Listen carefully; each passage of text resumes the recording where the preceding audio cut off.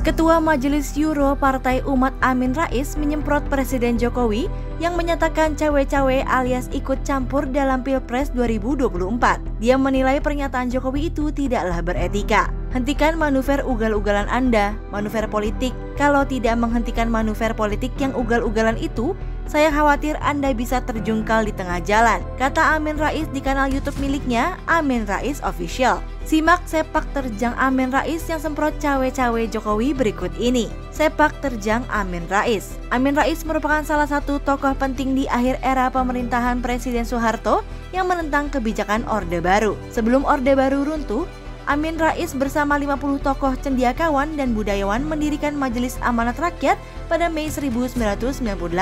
Ketika itu, Amin yang menjabat sebagai juru bicara turut membacakan tuntutan agar Presiden Soeharto mundur dari jabatannya. Setelah pemerintahan Orde Baru runtuh, Amin mendorong B.J. Habibie menyatakan diri sebagai pemerintahan transisional. Dia juga mendesak agar pemilu dipercepat. MARA kemudian bertransformasi menjadi partai politik pada Agustus 1998 yang kini jadi Partai Amanat Nasional atau PAN dan masih eksis. Dia menjabat sebagai ketua umum sampai tahun 2005. Akhir tahun 1998, Amin diusung PAN sebagai calon presiden sebagaimana rekomendasi Rapat Kerja Nasional PAN pertama di Bandung.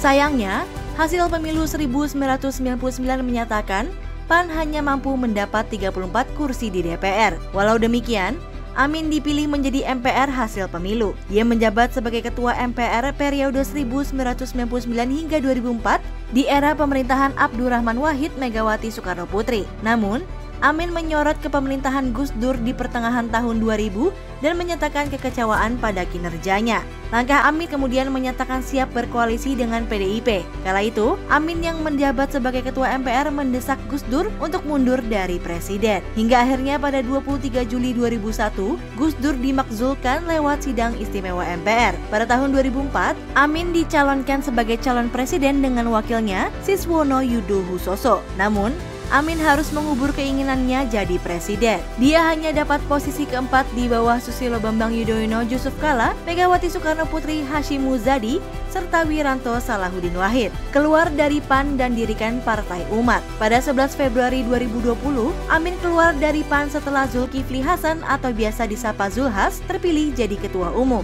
Amin kemudian mendeklarasikan Partai Umat pada 29 April 2021. Sementara itu, Partai Umat jadi partai terakhir yang lolos sebagai peserta pemilu 2024. Dengan bertambahnya Partai Umat sebagai peserta, maka hingga kini total ada 24 partai politik peserta pemilu 2024.